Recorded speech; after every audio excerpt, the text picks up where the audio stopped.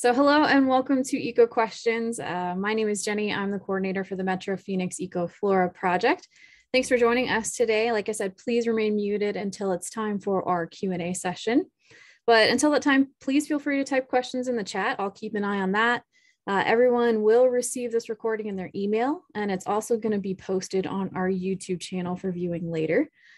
For those of you not familiar with Metro Phoenix EcoFlora, we're a community science project that documents urban biodiversity and encourages the naturalist community here through events like this one, resources, and more.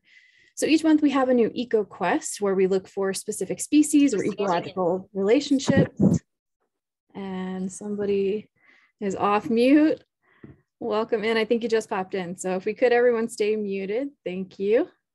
So like I said, each month we have a new EcoQuest where we look for specific species or ecological relationships. And for February, we're observing plants and animals in alleys. And I'll place a link in the chat to our journal post where you can read about some interesting things people are doing with alleys as green spaces. So I'll also place links in the chat for more information about EcoFlora, including our website, newsletter sign up, and our social handle. So in coordination with the February EcoQuest, today we have Wesley James of Urban Nature Society and Line Lab with us here today. Wesley is a licensed architect who also holds an Arizona KB1 contractor's license. He founded Line Lab in 2016, where he brings together architecture, construction, development, technology, reconciliation ecology, and immersive experience design.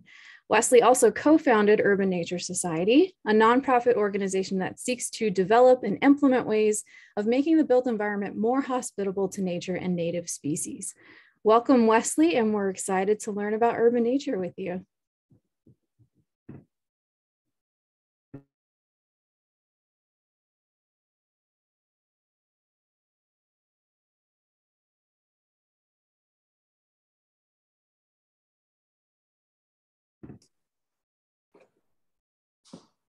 Wes, are you still with me?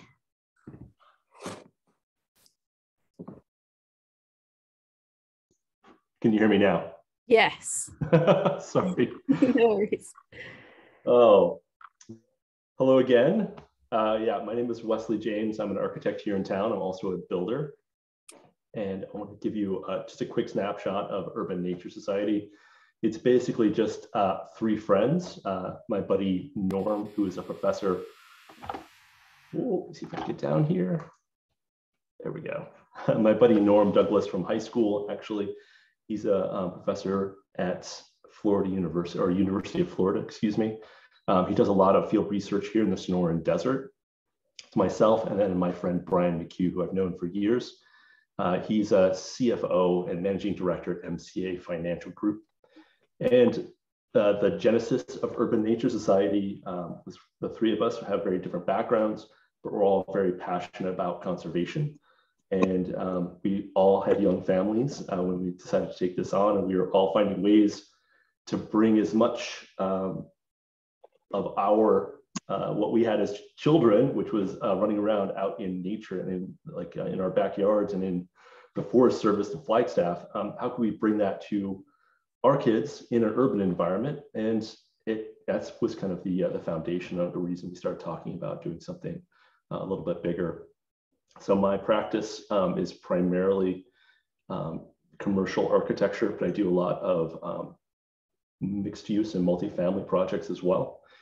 And in all of those larger projects, I do some residential, but it's mostly commercial.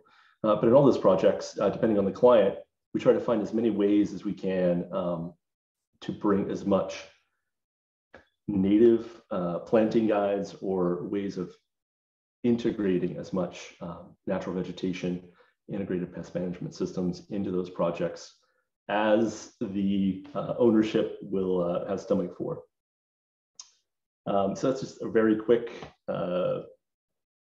guideline of who I am and who we are. Primarily what we do when we first started, we have a lot of different ideas about what we could do. And what we primarily do now, several years in, is free consultation work for people that are doing pollinator gardens for schools. Like we've worked with, recently we're working with Cochise to do pollinator gardens and how we can design and implement those in the most effective way and cost-effective way and in the best places on their on their property, for example. And then I also consult with residential groups, or people that are doing residential development in a small scale. And I don't know, I love talking to anybody who's interested in A, conservation, or B, how we can bring more native species into the urban environment.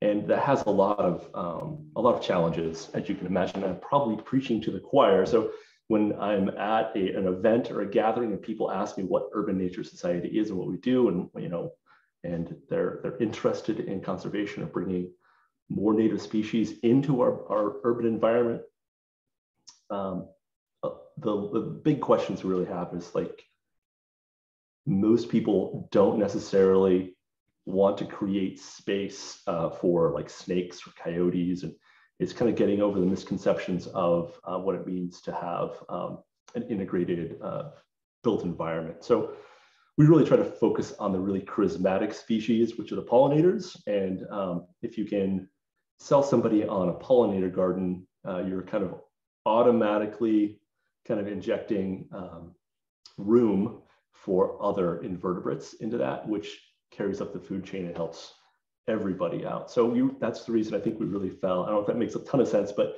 that's the reason we really fell on pollinator gardens as our primary focus, is because we think it does the most good. Because a butterfly and a lot of those type of charismatic species and birds, it's really easy to get a larger, broader population of phoenix to buy in to having those as part of our natural environment. And when you make room for butterflies and birds, you necessarily make room for a lot of the other invertebrates and seeds and plants that are required to feed those birds and those butterflies.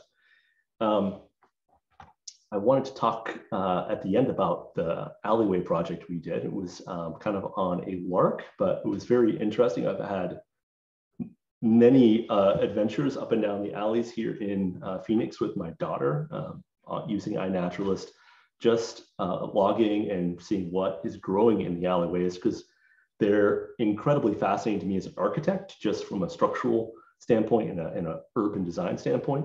They're also, there's not a lot. I want to step back and say, I am not a biologist or a botanist. I'm an architect, so it is not my forte. Hopefully in the future we can have Norm on to help us talk about some of the more technical aspects of reconciliation ecology.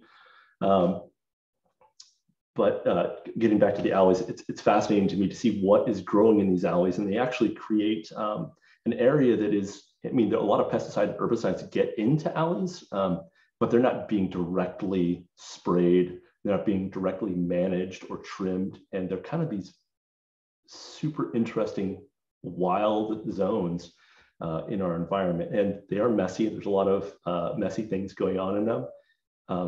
But I would like to see a lot more study done in alleyways and what we can do in alleyways to promote a healthier urban environment for native species.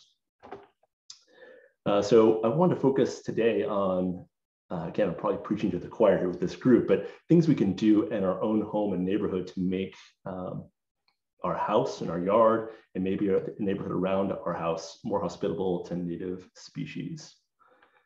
And a really great resource, obviously, I'm showing here is a great resource from Arizona Game and Fish about things you can plant in your yard, specifically that target not just pollinating animals, but also, which it's overlooked, shelter and nesting opportunities for birds, especially in our urban environment and in our houses or our yards, where a lot of our yards are very well manicured and trimmed, and they don't actually create a lot of sheltering or nesting opportunities for a lot of the native species here.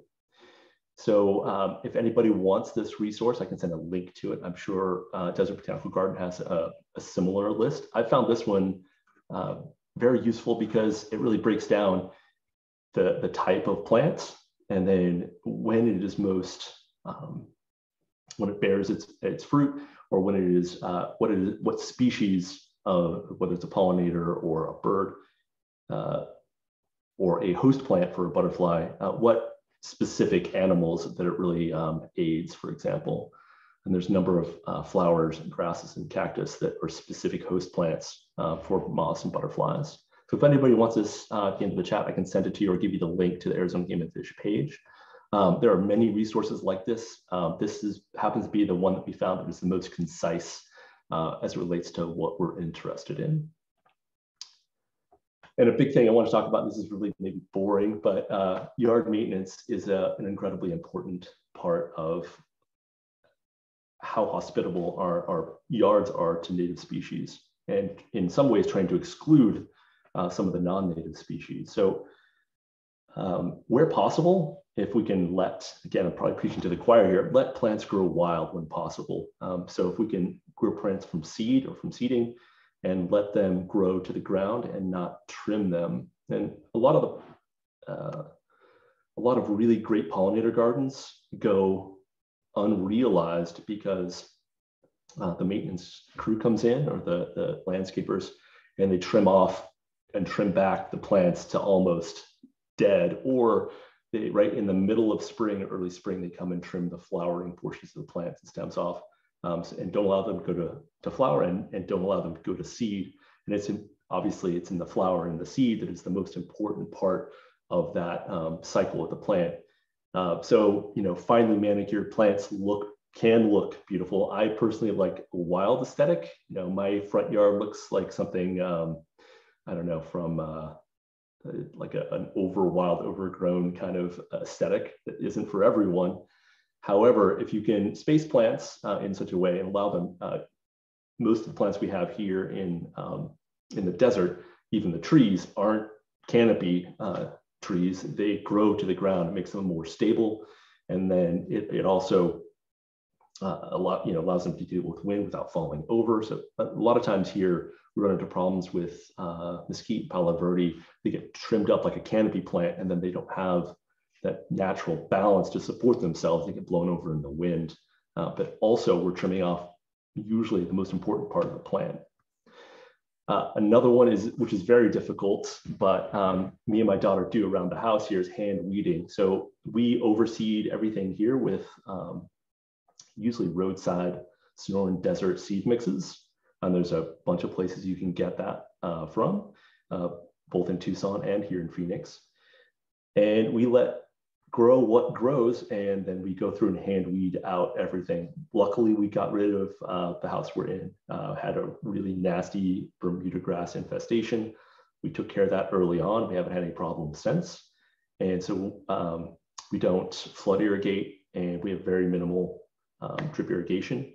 And we have a few places where we drip irrigate to no plants in particular, just to support spring wildflowers. And it works really well just along the street. You have poppy and desert marigold and a number of other species that are starting to come up right now, I think.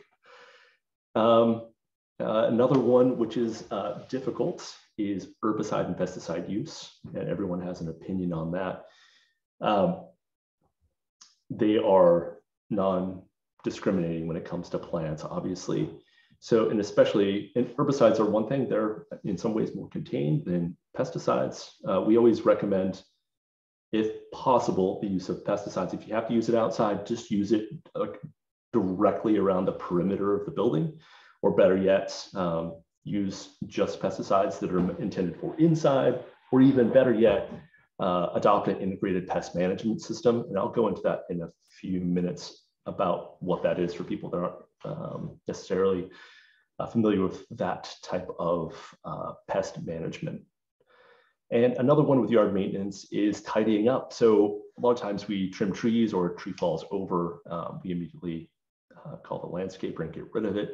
It's always great to keep a place in your yard, maybe if you have a composting pile near that you can keep deadfall branches and small chunks of wood from fallen trees, if possible. Not only do they create some sheltering opportunities for birds, so a lot of times a bird will want to feed on a plant. It doesn't fly directly to the plant and wants to have a very open, clear place to land. And usually the best place is a fallen branch that's clear of leaves, and it can land on and survey the area before lighting on the plant to feed on the seed, or go under the undergrowth and feed on the seed. and especially some of the more bashful and shy species here really can benefit from that type of yard maintenance.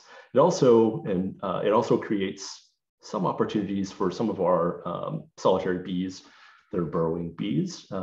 If you can give them a little bit of wood, we have a pile in the back. It's like 3 foot by maybe 4 foot, just chunks of wood that we have here.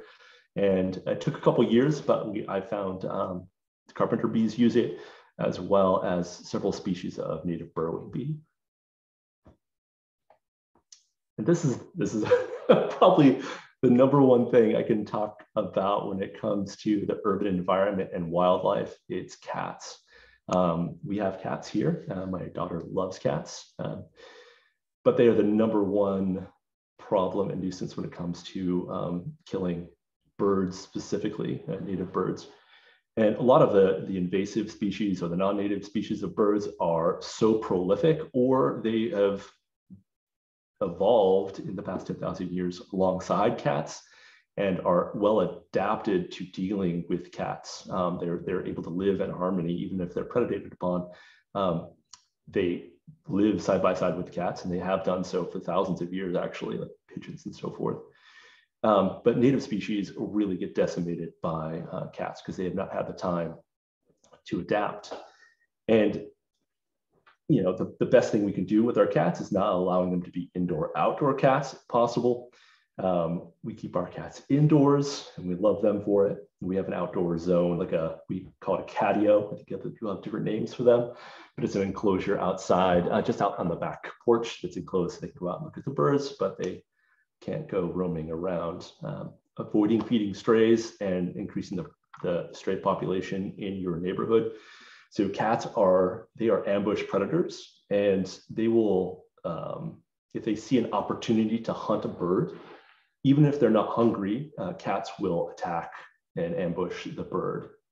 And that's probably the biggest issue when it comes to them being outside, is if they only hunted when they were hungry, that would be fine, but often they will just hunt we kind of see it as they're hunting for the thrill of hunting. It's just within their nature to take advantage of what they can right now, so if they don't have an opportunity later, they don't starve, if that makes sense.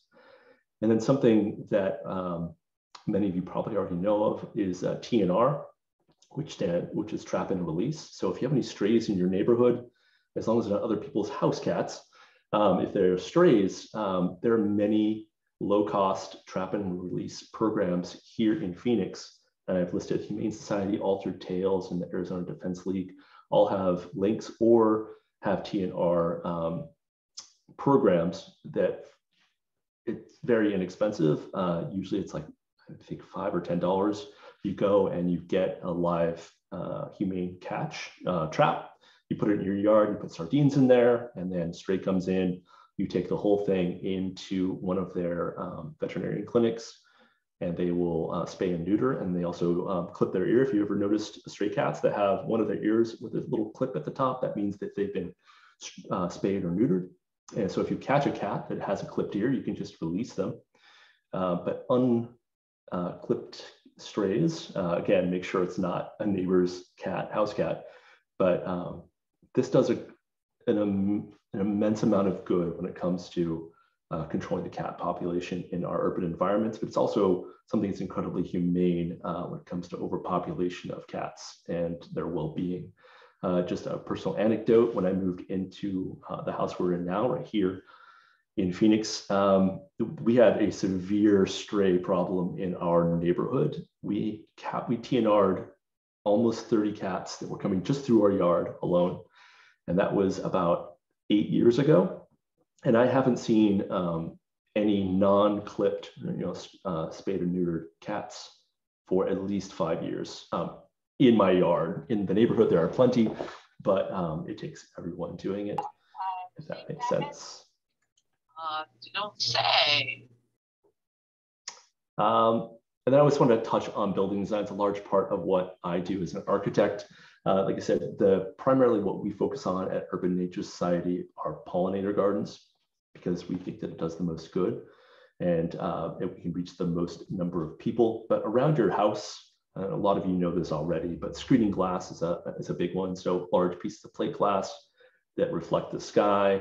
Obviously, you can have a lot of bird strikes. Another thing is integrated pest management system, which I want to talk about. There are several different ways. There's no right way to do an integrated pest management system, but the end result, the goal of an integrated pest management system is to reduce our reliance on pesticides. That's not only just for invertebrates outside and keeping healthy populations of them to feed native species of primarily birds, but also our own health of the occupants of the building, reducing the amount of pesticides and herbicides in our living environments. And I can send some links. There's a lot. Phoenix recently, I say recently, in the past 10 years, did a study on ways of bringing an integrated pest management system into some of their larger facilities, and a broad look at what that means. It's primarily finding ways to completely enclose your house. You don't allow ways for animals, primarily invertebrates, insects and bugs and so forth, to get into your house, and then ways of managing your waste. So really the reason we have bugs and so forth in our houses and yards is because we have a food source.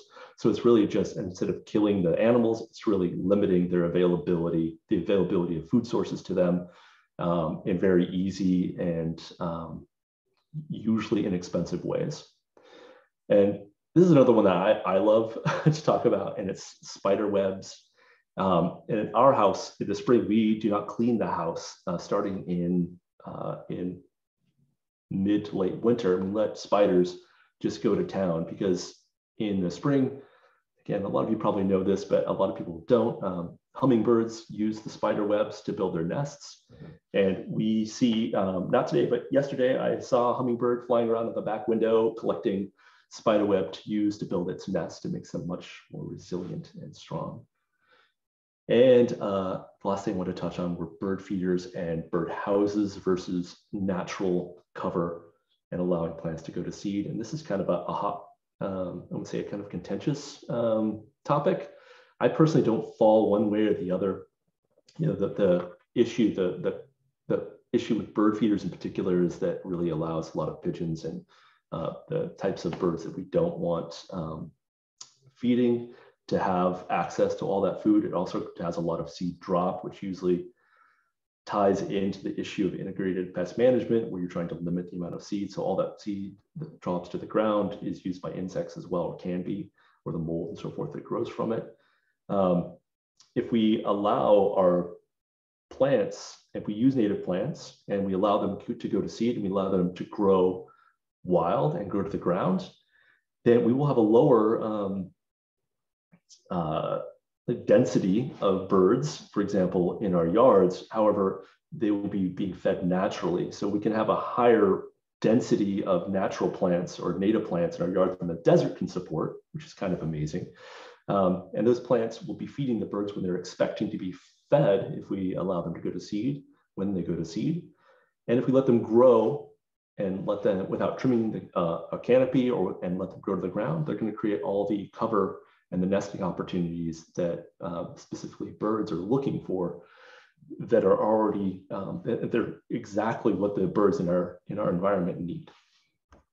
And that's, I think, all I had to talk about. I wanted to open up to questions. I could talk about a lot about a lot of different things. I'm interested to see if anyone had any questions. Thanks, Wes.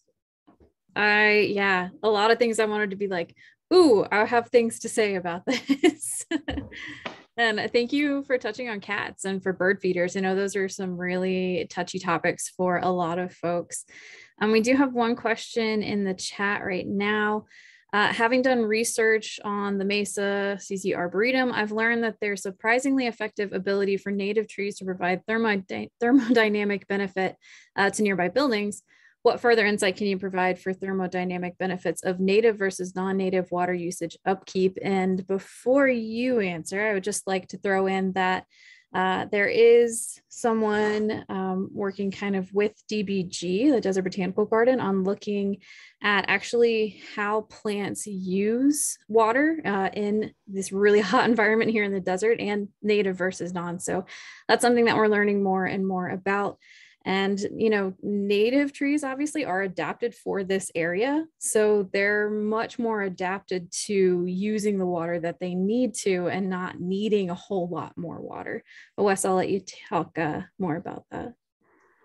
That's an incredibly nuanced and sophisticated question. I have a couple things I'd like to say in general about that. First off, with as far as native versus non-native, primarily, to me, it would come down to our environment is hotter.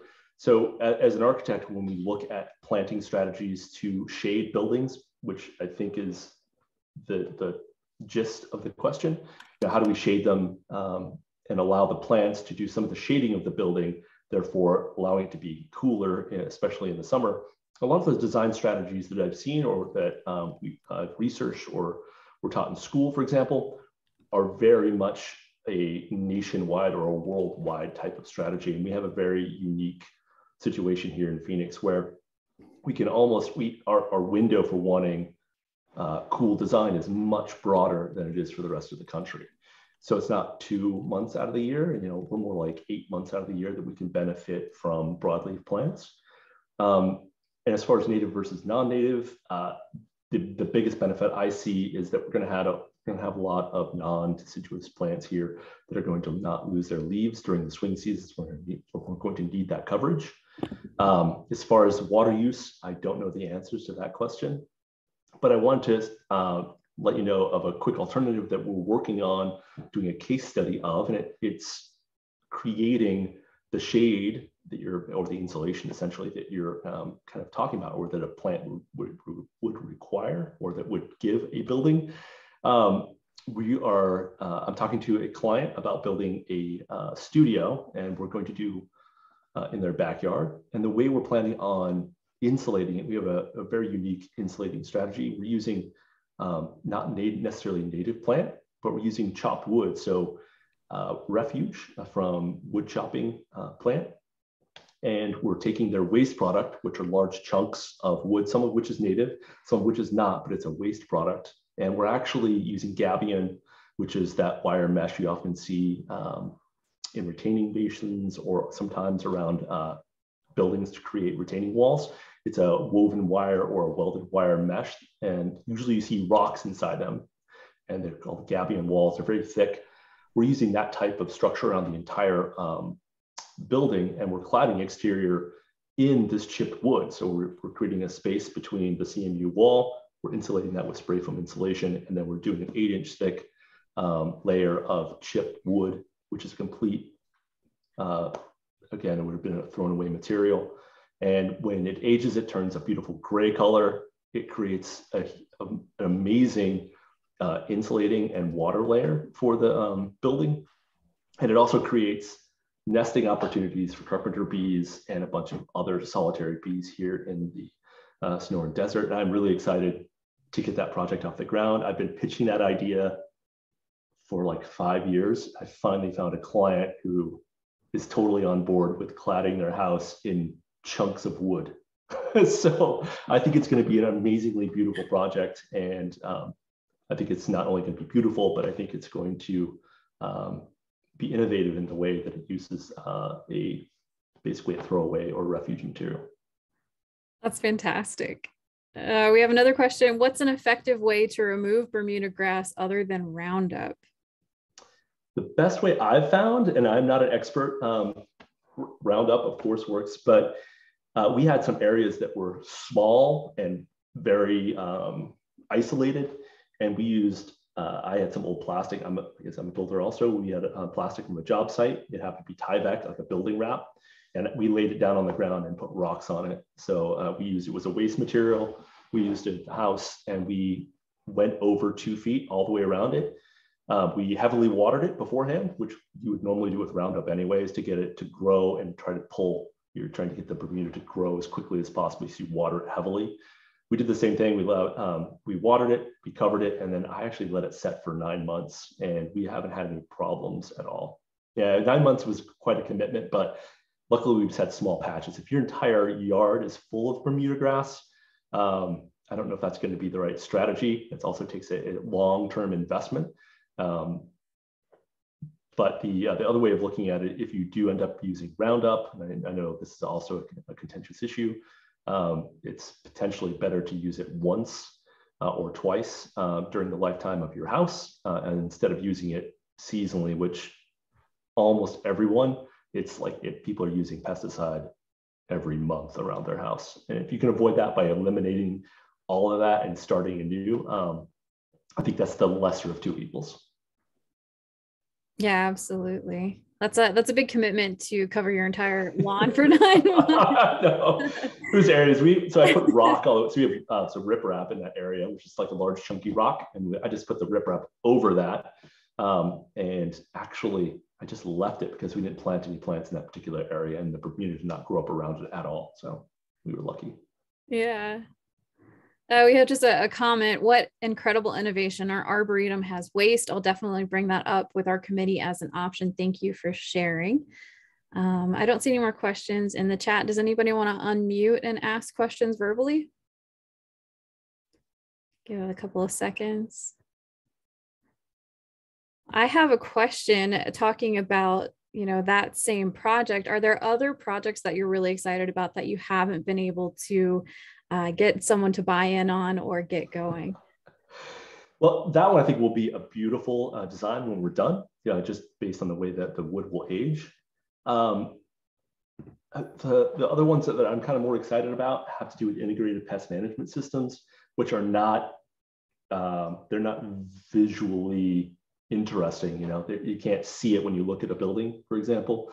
And it's very difficult because a big problem we run into when we're talking to clients or mixed use developments about finding ways to let more animals onto their site is, human wildlife conflict and the human wildlife conflict interface. And people generally don't want that in their yards. Like I said, the best strategy I've found, and there probably is a better strategy, but the best strategy I've found is really focusing on pollinator gardens, because I think it does the most good.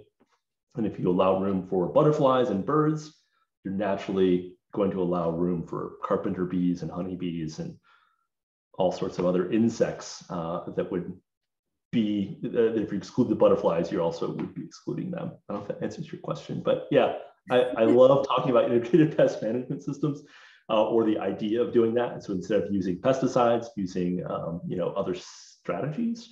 Another thing that that's a little, I want to say more sexy, but another thing that we do, we've begun cladding all of our windows on projects that we can with basically salvaged expanded metal. That sounds really strange. I have to show you a picture. So I do a lot of shipping container projects here in town. I've done a couple. My partner and I, Brian Stark, we split our companies a few years ago, but we have done a number of shipping container projects together before that, and we've both done several since. I also consult on shipping container projects all over the world. And on those projects, the way I'm sending them out now through schematic design is we do basically an expanded metal, which is a very efficient way of using metal with zero waste within it to cover all the windows. So we have removable exterior scrims, essentially, that usually the biggest hurdle there to doing them is expense, and they're inexpensive to build, and we're able to cover, and they look really good with shipping containers because they feel like part of the architecture of a shipping container. And that's really reduces bird strikes, but then also I get my spider webs that get to go in there, and people can't spray them all out. So the hummingbirds get a little bit of that too. So it's kind of a mixed or a multi-effective approach. Also creates shade, and you can see out of them. Yeah. If you're ever on Grand Avenue, you can see one of Wesley's projects. Yeah, so Container on Grand Avenue, and then Portland and Second in downtown Phoenix is the Oscar, which is another mixed use shipping container project. That one's a little more sophisticated because we sandblasted it, so it looks a little nicer. Containers on Ground was our first. In fact, I think it was the first market rate multifamily project in the States. Which also has native landscaping. Yes. Now, we've since sold that, and I'm not sure what the new owner has done, but we did plant it, yeah, in native landscape, or mostly native. Now, one other thing I want to touch on, sorry, you don't just have to plant native plants. There's all kinds of other awesome plants. So we have just a small garden out in front of the house, and a lot of our pollinator gardens will do non-native plants like mint, or they can get out of hand. But like bees can really, especially honeybees, can really benefit from some non-native plants for sure, especially in a garden setting, like a raised bed garden, like fruits and vegetables, and like a regular garden plant like that. If you can find room without it overgrowing and doing something like mint, like it's the most effective pollinating plant that I've found. Again, I'm not a botanist or an ecologist, but by no means would I preach only that you have to only use native species. There's room for everything. I think a lot of us, at least that study plant life, start off with the very strict nativist mindset of only native things. But, I think as long as there's a balance and, things that obviously don't have invasive tendencies. And I think when we get into that balance, it's a question of harm. I think that I always tend to come back to is, okay, what's the harm versus benefit, kind of a cost analysis, I think. So what are some of the initial things you recommend to people that want to add things to their landscape, native plants or otherwise? Besides what you've just gone through, are there like specific plants that you recommend? If we go back to this list, like I said, and I'm sure there's many other sources, this happens to be the most concise list I've ever found for here for our particular environment. I'm a big fan. This is not the most productive, but I'm a big fan of, for people that are dipping their toe in, look at flowers and grasses, and just all you have to do is go cast the seed, use a roadside mix, a native roadside mix. And that's all you have to do. You don't need to water it. It's going to grow. It won't grow like lush without watering, but you don't have to water it because it's made for the desert. As long as you're not spraying herbicide on it, it is the lowest hanging fruit. It will be an amazing impact. And if you don't love it, it's gone and, for the next year, and you're not making, hundreds of dollars of commitment and maintenance and management of that. So along the street, broadcasting that, if you've ever seen, a lot of beautiful, like in the spring, you're just driving down the road and there's like a pot for a month. There's just an amazing display of wildflowers in the front of a church or somebody's yard. That is my personal favorite, just because it's low cost, easy to get into, and it's just amazing when it comes in. Yeah, that's a great point about them being kind of ephemeral and temporary. So you can do and play with things and test it out. Yeah, so if you have like a classic garden, if you come from the East Coast, or you have more of this classicist English garden aesthetic, it gives you opportunity to try it without, ripping everything out and totally going native. It gives you an opportunity for a couple months out of the year to have a native display. And also you're going to be supporting a lot of the pollinators and birds when they need it the most when they're nesting. That's awesome. Yeah. So urban areas are often kind of written off when it comes to conservation. EcoFlora is very much about urban biodiversity and, showing what we have actually in urban areas. And we're seeing more and more evidence specifically for pollinators that even a small area with a few plants can make a difference, especially for things like butterflies, monarchs and milkweed. Will you tell us more? You talked about your yard, which also I really want to visit your house from what it sounds like. But will you tell us more about what you've seen personally that kind of confirms this, like butterflies or wildlife in an urban area with, that kind of habitat landscaping? Yeah. Specifically, when we're going through alleyways and doing a survey on iNaturalist, there's a couple of things that have stood out to me. There are a lot of butterflies in the alleyways. And there's a lot of, probably the number one plant I find most growing wild and doing really well is globe mallow. It seems to be able to grow anywhere. Like I found it growing out of cracks in asphalt. It is, again, I'm not a botanist, but it is like the plant that I've seen that has been incredibly resilient in the alleyways around my house, and then also up north where we had a project. I see a lot of Western pygmy blue. in the alleyways. And it's always great to see them, because I think they're, if not the smallest butterfly in the world, one of the smallest butterflies in the world. They're very charismatic. They're hard to get close to. They are a very aloof creature. You know, some butterflies you can get right up on. There's a lot of very, you know, aloof butterflies that they're not captured naturalists just because they are very difficult to get close to, like a lot of the checker spots and stuff. But I don't know if I'm answering your question exactly, but I'm surprised when I go into alleyways about how much, there's a lot of bermuda, but there's also a lot of native plants that are finding a way to eke out an existence and thrive in those types of environments. Yeah. So you'll be surprised if you go into your alley, I think. Yeah. It's funny when you talk about the pygmy blues. They're so very like, nope, even if you get within like 5 feet, they're gone. Yeah, totally. Kind of like a monarch or a queen where you can like get right up on them and they don't care. Maybe it's the size thing. I don't know.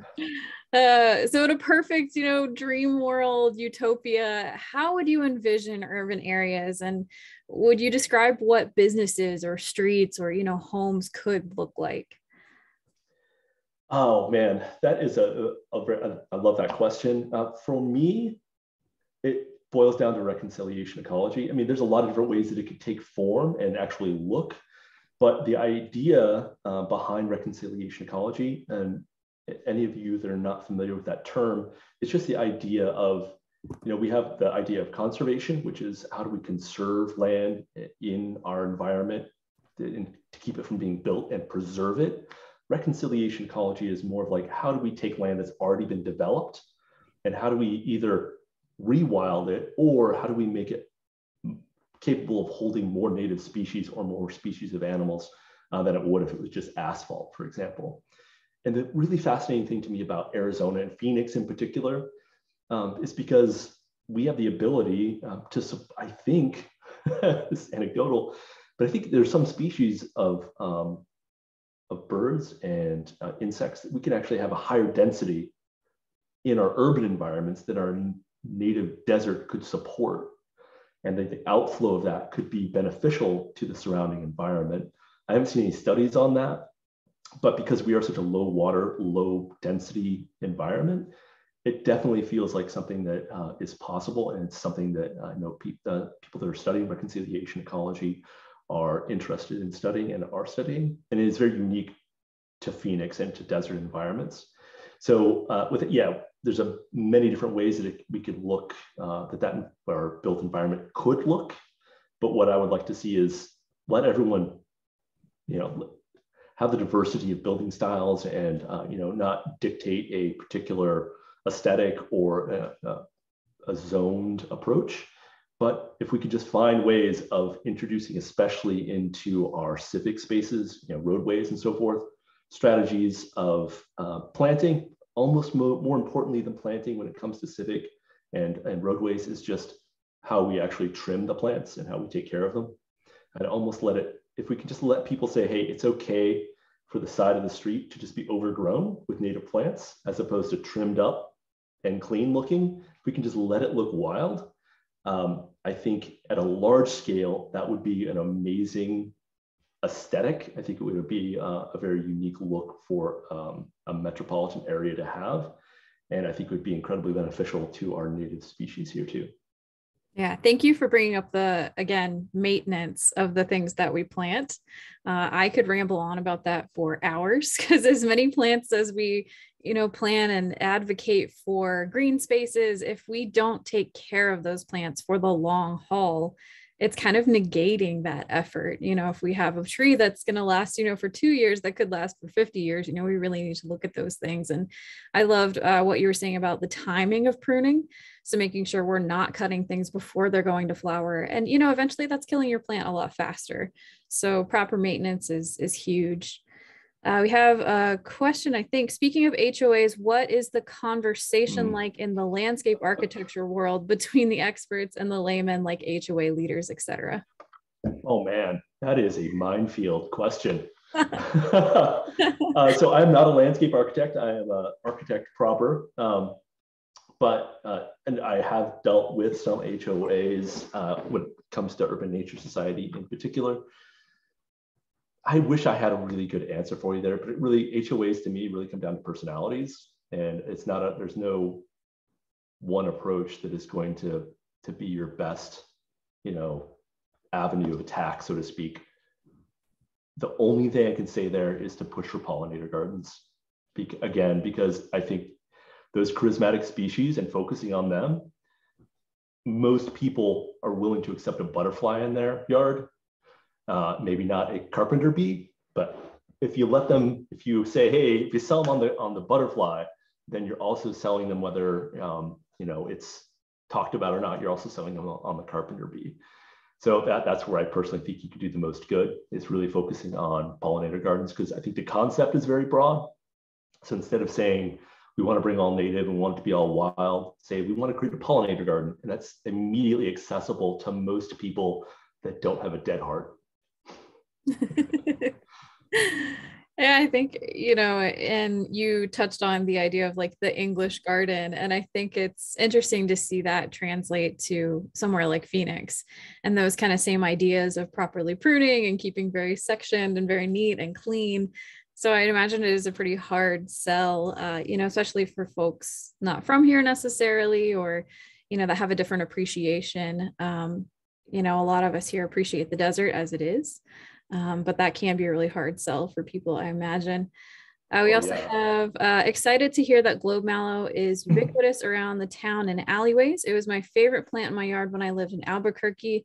What started as a small volunteer plant became this, a photo in the chat, and attracted plenty of bees and hummingbirds. Oh, I love that favorite plant. Yeah. So if anybody has any questions, please feel free to drop them in the chat. We'll give another minute or two. Feel free to unmute and ask Wes yourself. We'll give a couple of minutes. And Wes, thank you so much for sharing your work with us. Thanks for talking with us about ways we can better connect ourselves and our cities to nature, and how we can incorporate more of this into urban areas. Oh, thank you so much for having me. Yeah, I've placed links to Wes's website in the chat, websites for both Urban Nature Society and Line Lab, where you can learn more about his work. And I'm also including the social handle for Urban Nature Society, so you can follow along on Instagram. So these will be included in the email I'm going to send with the recording, so don't panic if you can't save them right now. I'll also put my email in the chat if you'd like to message me and have any questions. And then also a link to our Eventbrite if you'd like to attend more events like this one. We usually have at least one thing every month. And we'll give another few minutes for questions. It's crickets so far.